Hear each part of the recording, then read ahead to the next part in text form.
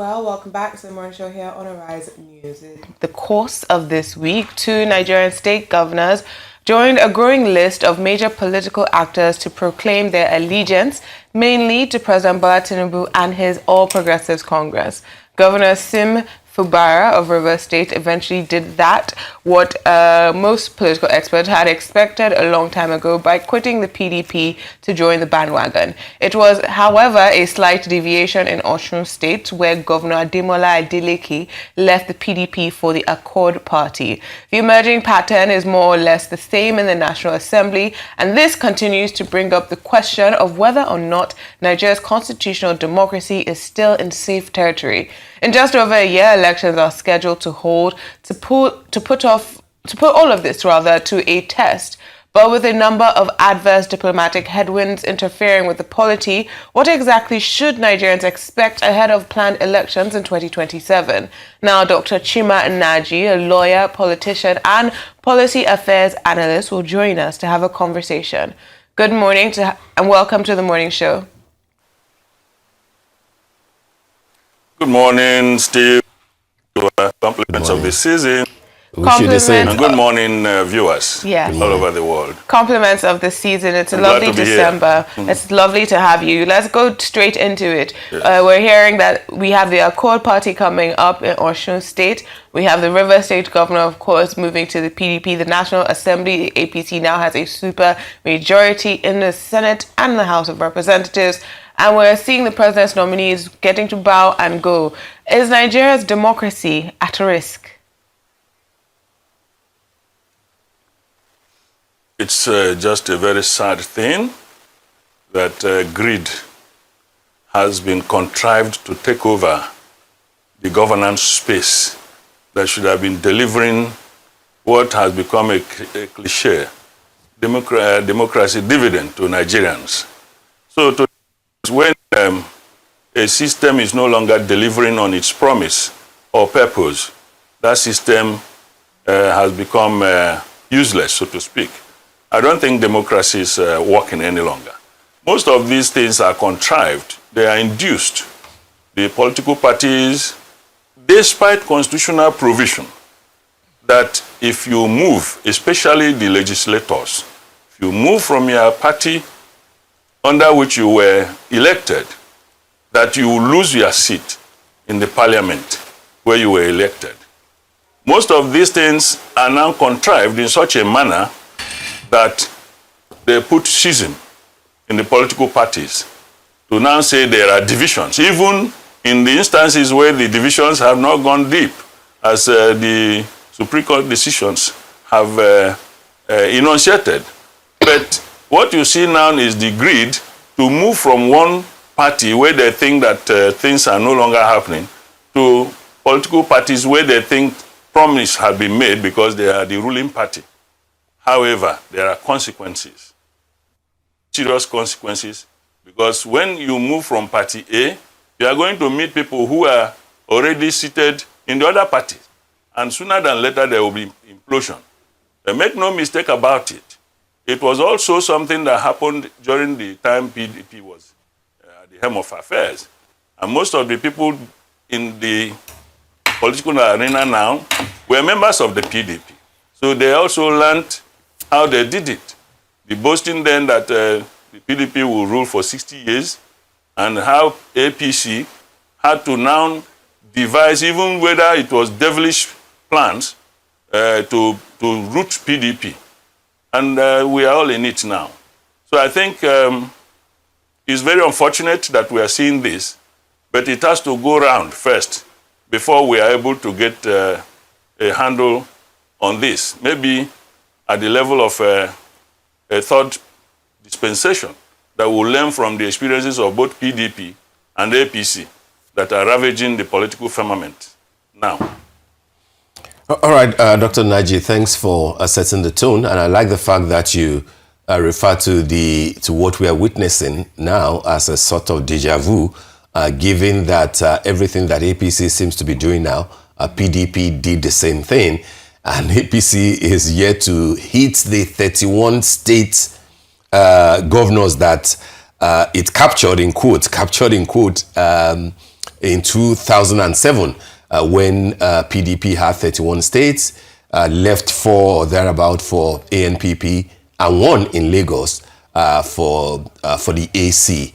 But my question to you, sir, will be, what are your thoughts regarding PDP as a apparently decimated political party? I get your point about the fact that maybe we will have to go round circle and then look for an alternative in the next dispensation. But then this is the first time that PDP in this dispensation will have no single governor in the southeast. And then in the south is even a lot worse. It is entirely APC, totally. Of course, most of them were not voted in as APC members. They just defected. Do you think that this says something about the type of politics that we play? Or is this also about the individuals, the politicians, who do not seem to have any form of ideology whatsoever? And therefore, they're just playing the country and playing those who elect them into offices. Steve, the ideology of political parties of note in this country, there is an ideology. The ideology is greed. The greed is determined whether it is the greed of one man who is dispensing the power from a halcyon position, or the greed of a clique that may have come together in cahoots to corner the political power of dispensing largesse to others. But the defining principle is the greed.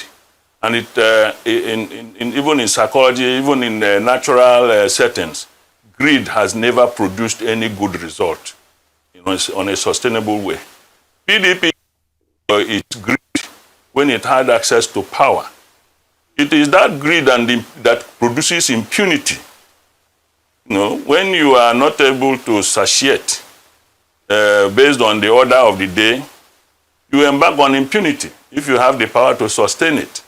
And there's no way you will embark on impunity without stepping on good toes, who either react or leave you to stew in your own pot. When PDP, in its halcyon days, you mentioned Southeast, for example. Everybody knows how devoted the southeastern states were to PDP. Seriously devoted. What did you find? When it was time on their own zoning arrangement, the culture of impunity ensured that they denigrated the Southeast. The Southeast may have looked very helpless. They still stuck to PDP, somehow rather willingly. But you saw at the end of the day, when somebody else came to tantalize them, they began to crumble, because that culture of impunity, when something higher than that came, it dismantled it and superimposed, and we see how that one also goes. Now, what I'm saying is that what happened to PDP will also happen to APC, because it's the same formula. In this country, we don't think deep. We copy and paste. And that is why problems that happened in 1970, 75, will happen in 1985, will happen in 1995, and regurgitate again in 2005 ad infinitum. So because we have the same template, somebody comes in, he does not inject any fresh idea. He plays on the same template, or even supersedes on the same template by improving the ferocity with which implementation is done. What I'm telling you now, Steve, that we have not seen the end of this so-called movements from one political party to another, mostly towards the APC. See what has happened in Rivers. Once upon a time, there was a political party arrangement led by Tony Okocha. He was the chairman.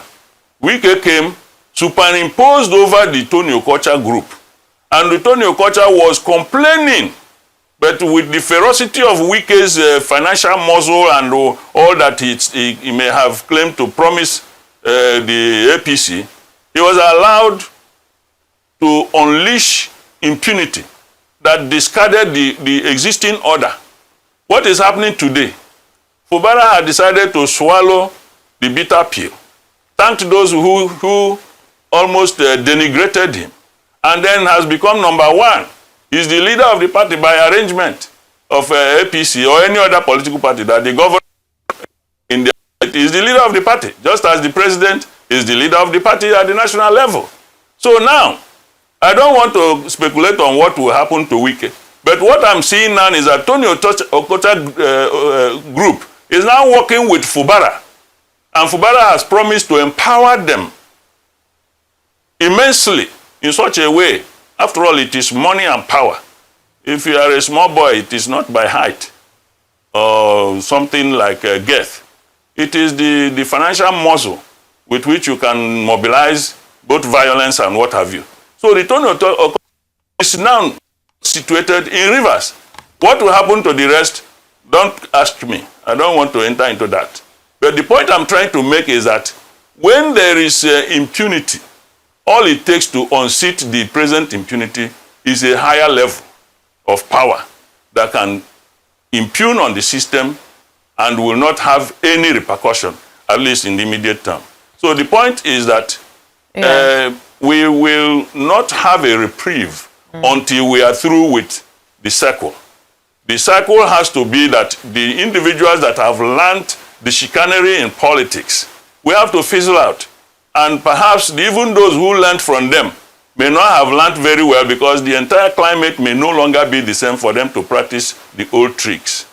Yeah, I want us to actually go in there because, as you said, this is something that's happened before in Nigerian politics and could happen again.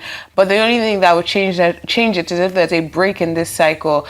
I want to ask, is this a party problem? Is it an ideology problem? Is it a leadership problem? Or do we have a significant cultural problem here? As you said, empowerment is seen as power and money. It's the same season as we see the president recall police protection for our VIPs, and there's pushback. They're empowering the police, whether it's with power or money. Do we have a cultural problem or do we have a leadership problem in Nigeria today? I think the question will look like, is it the chicken or the egg? When you talk about culture, culture is the way of life of a people. It encapsulates everything about the people, their faith, their leadership models, their governance models, and so on and so forth. Now, the leadership will always reflect the cultural values, just as the cultural values may be modified or strengthened by the quality of leadership. So it's a kind of symbiotic relationship, if you like. But essentially speaking, even if the culture is bad, and somebody rises from that culture to become a leader, who has a vision, he can change the culture for good, and will be able to convince the people why that cultural practice should be changed. So if you ask me, in the real sense, it is leadership problem. We don't have leadership good enough because leadership must be rooted in good knowledge, good conscience. If you don't have knowledge, no matter how good you are, you can't deliver. You have to have the knowledge on how to embark on what you want to do. Even in a domestic setting, a father who does not have the knowledge of the family he's dealing with cannot father well. And then if he does not have good intention, he will always drink away the salary in the beer parlor. And somebody will be complaining every time. So a good leader must, first and foremost, train himself to acquire knowledge. That knowledge, even if you take the epistemology of Plato, that those who know always try to do good. And when they don't do good, their conscience, because your conscience is trained in the process of acquiring that knowledge. The process of socialization involves also the process of conscientization. which is the reason why a medical doctor is not supposed to be using chisel to work on a patient on the operating table. There are codes of conduct. So when you have leadership that has been thoroughly schooled, that have knowledge, it will not do any other thing than do good. Patriotism becomes an assumption. You don't preach it.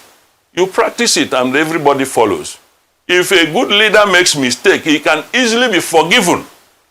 How many children have always come out on the street to castigate their parents? Because they believe their parents mean well for them. Even when they don't have the capacity to give them what all the things had towards their own good. But they need patience. But in our own case, the little that is available for everybody is filtered away to cultivate a few people and use some kind of enforcement mechanism to cow down the other group of people. So there will always be agitation, even if it is not in the open.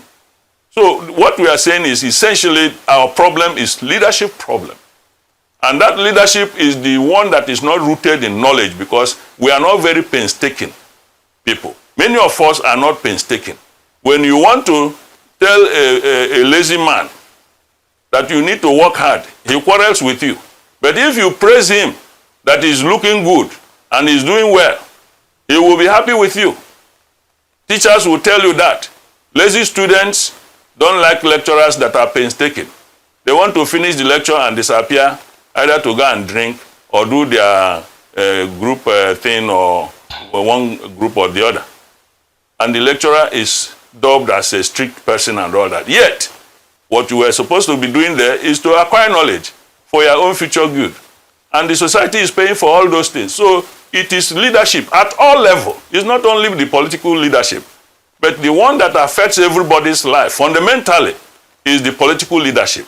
If it is bad, then the society will go to blazes. Everybody will be struggling in a Hobbesian way to survive. All right, Dr. Nnaji, but when you say that for a new Nigeria to emerge, for a new dispensation to be felt, that the present crop of politicians will have to burn out first, that might trigger a new set of questions in the minds of listeners, and of course, chief among which will be, at what point will they burn out? At what point will we have to go round the full circle before we can begin to talk about a new Nigeria? Because at the end of the day, the question that people will be asking is, all these defections, all this politicking, everything is leading to 2027. And therefore, if nothing will change in 2027, are they stuck with the present order of things? APC currently has about 26 or 27 governors.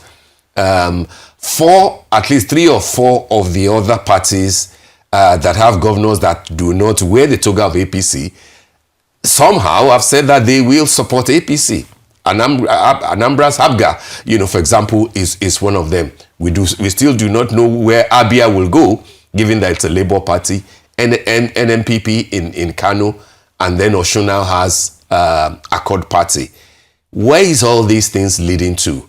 Or does it mean that APC, like in 1999, when PDP got 27 states at the presidential elections, even though it had 20 for governorship, does that mean that APC is guaranteed 27 in 2027 if we're stuck with what we are now? Or you think that the full circle that you are talking about can happen in a year, or a year and a half, or in 2 years' time?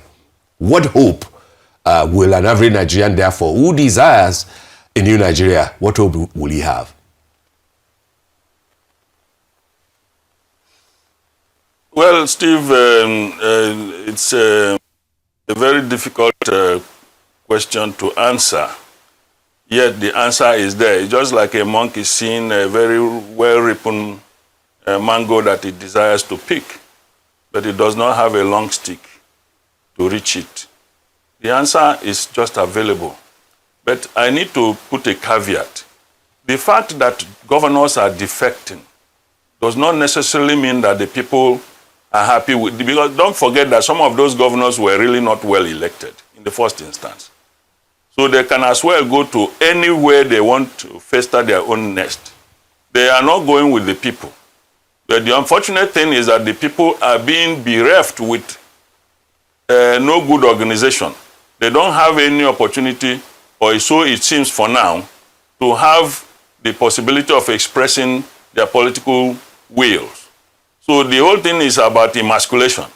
But I know that things don't work out necessarily the way we, as individuals at the helm of affairs, desire them. So change can still take place without the drivers of this current change. It is possible that somebody somewhere will see an opportunity, which God probably would have, if he's not yet tired of the shenanigans, provide for that person. And then there will be people, after all, we are talking about votes of people. What has been happening in this country is that they don't allow the people to vote. When they manage to allow them, the votes don't count. The glitches, the shenanigans, the manipulations, the emasculations, all these things make it possible that votes don't count. And yet, in classical political philosophy, they say that the ballot box greatest silent killer. But in this case, we kill the ballot box so that it does not even have any potential of doing its normal classical political philosophical role. So the point I'm making is that don't get deceived by what is happening now. These are human templates. God has a way of intervening in the affairs of this country. I don't know whether you realize that there has never been any protest in this country that produced any result. Yet, at the appropriate time, God always intervenes when it suits him to bring things to fruition such that people will be very happy, and yet they didn't have any hand in bringing the same forth. So I think it is the case that now the egregious folly that is going on in the political firmament may not be sustainable. It is being played the PDP card. And we have seen that PDP card was terminated by the APC contrivances. And maybe there will be another third force that will terminate the APC contrivance so that both APC and PDP will be consigned to the rubbish bin of history. And the people will have their own freedom. Because now the people are no longer having the opportunity to express themselves.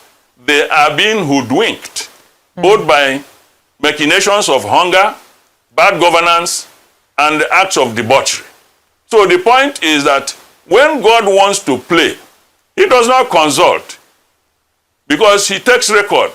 He knows everything, and he has the power to do anything as it pleases him. The politician is an incredible optimist. Just the other day, nobody knew that the deputy governor of Bayelsa State would drop in such a very dramatic manner. May his soul rest in peace. As good as they talk about him, he's gone. The accolade workaholic may have been the thing that killed him, but he has a legacy. He also had a principle that he did not want to bite the finger that fed him, which was the PDP. As bad as PDP may have behaved, it may have been a good parent to some people. The point here is that we don't own our lives. Politicians in this climb don't even reckon about life. It's only when you arrest some of them that they begin to talk about their health. They don't consider their health when they're telling you that 3 years' time they will take power from you by force if you don't like it. And then those who think that they can invest their faith in them will rush to support them. So what we are saying is that if it pleased God, it pleases God, and he thinks that what is happening now needs to go to fruition, it is just God's own decision. Absolutely. We as a people have been conquered politically. Yes. But we I'm sorry? I was saying thank you, Doctor. I was trying to hear your last words. Yes, sir. We're just trying to thank you. I mean, it's been an absolute honor to have you on the morning show. We're pressed for time, but of course, you've done wonderfully well, as always. Thank you so much, Dr. Chima Nnaji.